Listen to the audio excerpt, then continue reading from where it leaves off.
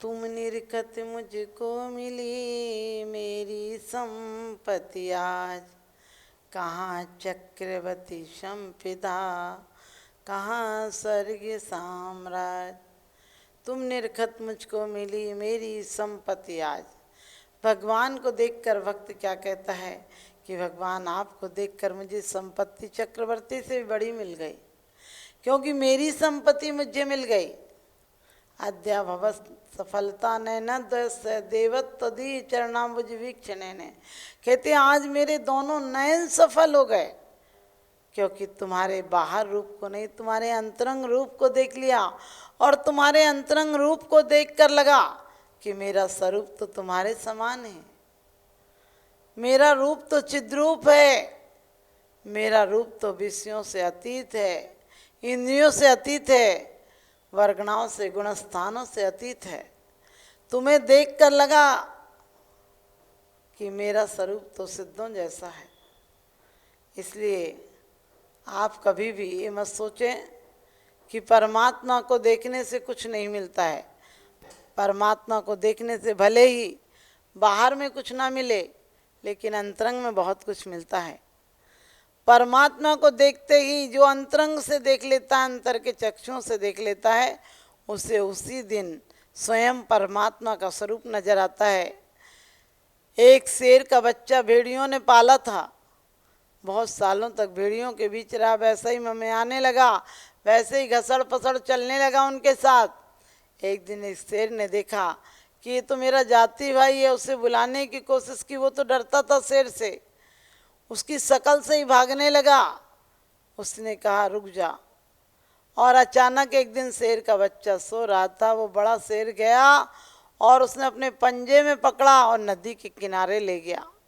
नदी के किनारे जैसे ही ले गया, उस बच्चे ने देखा कि इसकी शकल और मेरी शकल तो मिलती है। उसे भान आया जब तक आज तक जिनकी शक्लें मैंने देखी थी वो तो कोई और थे, इनकी शकल तो मेरे से मिलती है, जिनकी शकल से सारे भेड़ डरते हैं। और शेर ने कहा एक बार आवाज़ लगा, तेरे पास तो भेड़ फटक भी नहीं पाएगी।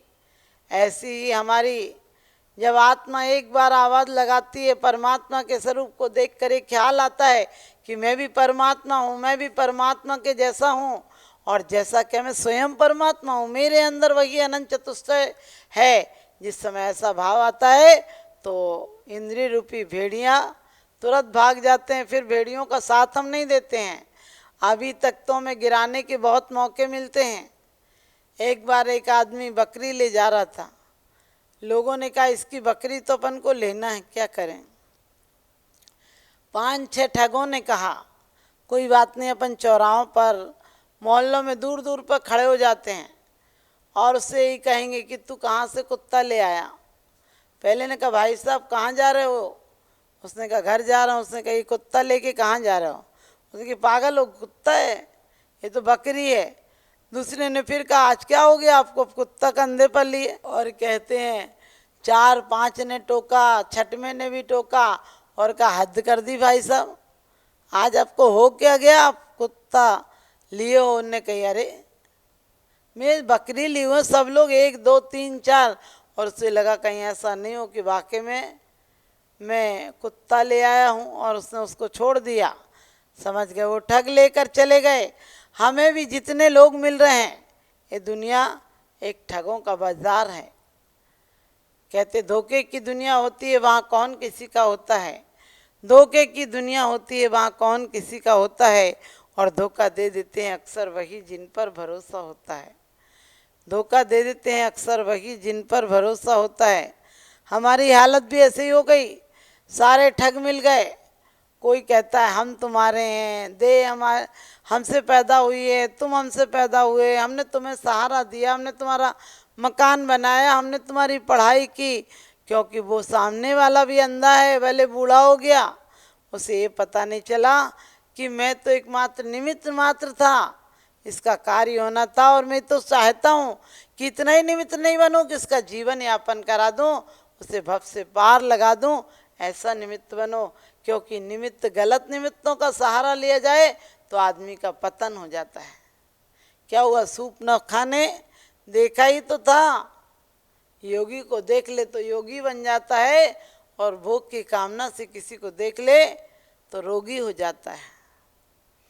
यही देखा था सूर्पनखा ने राम और लक्ष्मण को, और निवेदन करने लगी, प्रेम का निवेदन किया। और लक्ष्मण ने कहा बड़े भाई से बात करो, बड़े कहने लगे छोटे से बात करो। और जब राम ने कहा कि मेरी तो पत्नी है, लक्ष्मण ने कहा मैं भी शादीशुदा हूँ, और तुम्हारे पति कौन हैं? तो पूछने पर कहने लगी कि क्या नर नहीं होते दो दो दाराओं वाले? क्या नर दो दाराओं वाले नहीं होते, दो पत्नियों वाले नहीं होते? इसका मतलब राम लक्ष्मण समझ गए कि विवाहिता है। उसके बाद भी ये अपनी मर्यादा को भूल रही है। आप सबको पता है एक सूर्पनखा, लोग कहते हैं कि सीता मौत का कारण थी रावण की, मैं कहती हूँ सीता मौत का कारण नहीं थी, सूर्पनखा लड़ाई की जड़ थी। सूर्पनखा ना तो रावण को कुछ कहती और ना वो इधर आता, ना सीता का रूप देखता, ना विवाद होता, लेकिन एक बार एक जड़ एक वासना दोनों कुल को नष्ट कर देती है। एक वासना करोड़ों लोग के मौत का कारण बन जाती है। और ये चक्षु इंद्री का विषय तो था, बाकी तो मंदोदरी कहती थी तुम कहो तो मैं सीता का रूप बना लूं, लेकिन कामना कहती नहीं, वो असली सीता चाहिए, रूप नहीं चाहिए। आपको भी पता है रावण की मौत का कारण सिर्फ एक चक्षु इंद्री के कारण, मन में विकार आए, वचन में विचार आया, काया में विकार आया, और सच पूछो सारी बुद्धिमानी एक तरफ धरी रह गई। वो नहीं जानता था कि प्रति नारायण हूँ, नारायण के हाथ मारा जाऊंगा। चक्र रत्न आने पर भी लक्ष्मण ने कहा था अभी भी संभल जाओ, मुझे तो मात्र सीता दे दो, मुझे तुम्हारा कोई राज्य नहीं चाहिए। लेकिन अहंकार अंदर से कहता था कि सीता दे दूंगा तो लोग क्या कहेंगे, लोग क्या कहेंगे, इसके लिए लोग बड़े परेशान हैं। मैं कहती हूँ लोग कुछ भी कहें, तुम क्या हो अपने लिए ये देखो। आज हर आदमी लोग क्या कहेंगे इसके पीछे परेशान है। अच्छा मकान बनाता वरना लोग क्या कहेंगे, अच्छे कपड़े बनवाता वरना लोग क्या कहेंगे, अच्छा खान पान दूसरों को खिलाता है लोग क्या कहेंगे, अच्छी शादी करता है लोग क्या कहेंगे। अरे लोग तो पागलों की दुनिया है।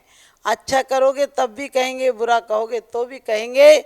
अच्छा कहोगे, बहुत अच्छा धन खर्च करोगे तो कहेंगे 2 नंबर का आ रहा है, नंबर 1 का बेईमान है, आ रहा है जैसा लगा रहा है तो क्या बड़ी बात है। और नहीं लगाओगे तो कहेंगे अरे यार भिखारी है, क्या लगाता है भी कुछ पल्ले में। ये दुनिया की बातों में मत लगो, दुनिया तो हर तरह से तुम्हें गिराएगी, पतन की तरफ ले जाएगी, तुम्हारे विनाश लीला को रस देगी। तुम्हारा साथ सिर्फ मरघट तक ही देती है। दुनिया के लोग कहते भी हैं घर वाली द्वारे तक जावे, बेटा गहनी लगावे। कौन कहाँ तक जाता है? घर वाला, घर वाले लोग कहाँ तक जाते हैं? शमशान तक जाते हैं। पत्नी दरवाजे तक जाती है, देह शमशान तक जाती है, देह चिताग्नि तक जाती है। इसलिए कोई साथ नहीं देता है। अपने आप को अपने बस में रखो। बस में रखने का मतलब उसे इतने सुलभ और सद्विचार दो, इतने शुभ विचार दो कि वो अशुभ में उसे जाने का वक्त नहीं मिले। अशुभ तो उसे दुश्मन की तरफ नजर आए जिन्हें वो अपने अंदर प्रवेश भी नहीं दे। लेकिन आप लोगों ने तो ऐसा कर लिया, दोस्तों को दुश्मन और दुश्मनों को दोस्त बना लिया है। अब तुम्हारी खैर नहीं है। तो पंचेंद्रियां आपके संयम में साधक बने तो आपकी मित्र बन जाती हैं। आपका विचार साधना में साधक बने तो आपका मित्र बन जाता है, और विराधना में साथ दे तो आपका शत्रु बन जाता है। आपके जीवन में सद्विचार आपका साथ दें, आपकी इंद्रियां साथ दें, और आपकी नज़रें सिर्फ परमात्मा की तरफ लगी रहें तो आपका जीवन धन्य हो जाएगा। मेरा यही शुभाशीष।